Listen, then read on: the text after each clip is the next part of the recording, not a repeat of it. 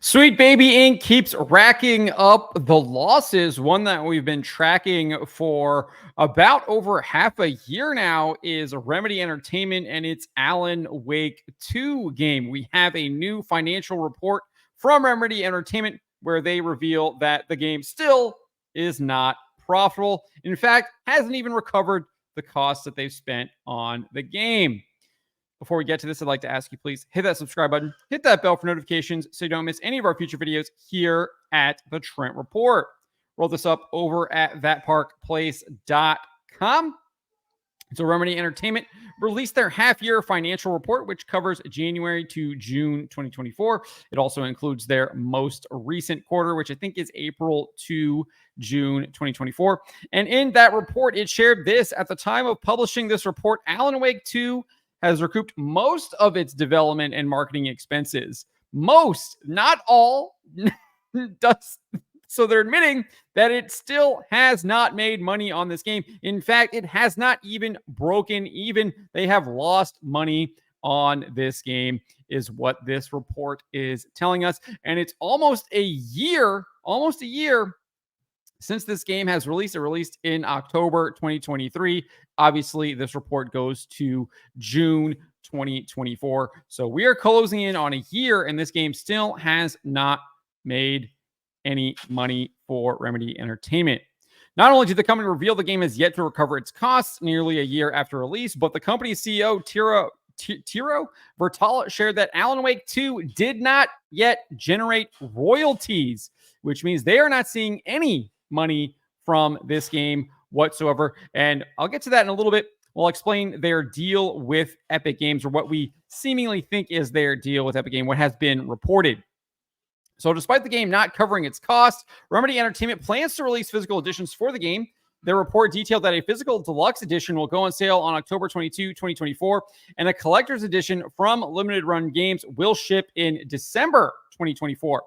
Of note, Remedy Entertainment did not provide any sales figures for Alan Wake 2.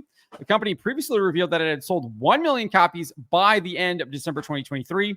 In their business review for January to March 2024, it shared this. In February 2024, Remedy announced that Alan Wake 2 had sold 1.3 million units as of the beginning of February.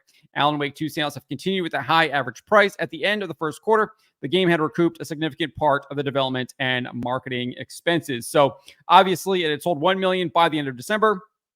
And then in that report at the end of March, it revealed that they had sold another 300,000 by the end of January. So sold about 300,000 copies between, or 300,000 copies likely in the month of January there, give or take.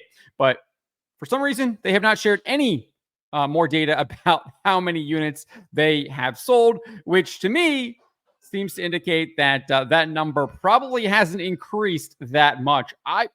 1.5 million might not be out of the realm of possibility. They might have stalled out right there. We'll see, but they haven't. Again, we don't know because they stopped reporting that number, which I don't know. I think that is very questionable, to say the least. So if we continue here, as part of its revenue breakdown, in the most recent report, it revealed that 9.436 million euros came from development fees, while just 912,000 euros came from royalties. And it says royalties consisted mainly of game sales of Control and Alan Wake Remastered. Remember, they said they received no royalties from Alan Wake 2. That is what the CEO said. And he explained this here. He says development fees increased from the comparison period due to higher development fees from Max Payne 1 and 2 Remake. So basically what he's saying there is the revenue that they're bringing in is from this developer that they have licensed out Max Payne 1 and 2 Remake. So the developer is paying them to use Max Payne 1 and 2 Remake. So they got money from that. Their royalties is clearly coming from game sales, Control, and Alan Wake Remastered. And he's saying that they have not gotten any royalties from Alan Wake 2. And the reason for that, we'll skip this part here, which is the revenue increased by 16.2% for the quarter. However, its operating profit declined 3.2 million euros. I think that is they took a loss this quarter, 3.2 million euro loss, like bleeding money is what I think that means. So what I was trying to explain here, though, is the fact that I got to skip this part here too. Scroll down a little bit here. This is what I wanted to talk about right here. So this is the deal that Epic Games has with Remedy. This is from Game World Observer, and they report that Alan Wake 2 was fully funded by Epic Games, and Remedy will be entitled to 50% of net revenue after Epic fully recoups its investment. So the fact that Remedy has not received any royalties from Alan Wake 2 means that Epic has not recouped its investment yet either, because they're supposed to be getting 50% of all net revenue after Epic recovers its cost. So Epic hasn't gotten its money back. So Remedy can't even make any money because the game is still operating in the negative. It hasn't sold enough to cover the cost. And those costs seemingly are pretty significant. Finnish analyst Ate Ricola estimated that the game cost 70 million euros, with 50 million going to development and the other 20 million going to marketing. So again, remember this game, Sweet Baby Inc. influence, another loser. Gamers do not want anything to do with Sweet Baby Inc. and they don't want anything to do with woke ideology. In this game, race swapped the main character of Sage, or the supporting character of Sage. I think Sage is actually the main character in the game, along with Alan Wake.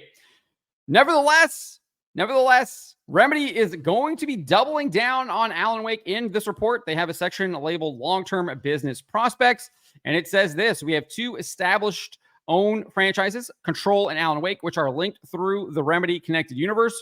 Growing and expanding these franchises will be a key part of our future. In addition, we work with a partner franchise, Max Payne, that was originally created by Remedy. So they are putting a lot on Alan Wake, and this game has not even recovered its costs after releasing the game last year in October. So this company might not be around in the next 2 to 3 years if things continue the way it looks like they are going. But again, another financial disaster for a game that Sweet Baby Inc. worked on. As I said, gamers do not want this. They are rejecting it.